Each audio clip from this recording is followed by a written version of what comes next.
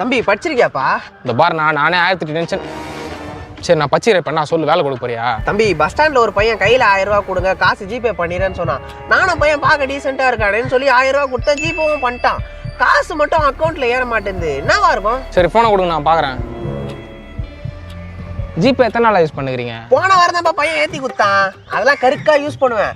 Password கூட 2345. அதெல்லாம் ஏன்னா என்கிட்ட சொல்கிறேன்? அம்மா சொன்னப்பா 1234 தான் பாஸ்வேர்டு. எப்படி கன்ஃபியூஸ் பண்ண பார்த்தியா? எல்லாம் உஷாரா இருப்பேன்ப்பா. ஐயோயோ உன்னை யாராலையும் ஏமாற்ற முடியாதுண்ணா. அது இருக்கட்டும், நீ காசு வருவிப்பா? 4 வாட்டி உட்காந்து எழுந்துருண்ணா. காசு வருமா? கக்கூஸ் தான் வரும். தம்பி என்னப்பா இப்படிலாம் பேசுற? அப்புறம்னா அவன் ஜிபேல உனக்கு காசுலாம் இப்போ 1000 ரூபான்னு போட்டு மெசேஜ் அனுப்பிக்கிறான். அது கூட தேவை லூஸ் மாரி வந்து பேசினுக்கிறேன். என்னப்பா இப்படி ஏமாத்திட்டான்? எதனா வழி சொல்லுப்பா. எங்க போனா? தம்பி என்னப்பா இப்படிலாம் வெறுப்பேத்துற? அப்ப என்ன படிச்சுக்கிறான்னு வெறுப்பேத்தினே எனக்கு எப்படி இருக்கும்? தம்பி தெரியாம பேசிட்டப்பா, என்னப்பா பண்றது சொல்லுப்பா. சரிண்ணா போய் சைபர் கிரைம்ல கம்ப்ளைண்ட் கொடு. காசு கச்சிருமாப்பா? கிடையாது. ஏன்பா? ஏன்னா சைபர் கிரைம் டிபார்ட்மெண்டே இல்ல. தம்பி தம்பி தம்பி விளையாடாதப்பா, பையன் அடிப்பாப்பா.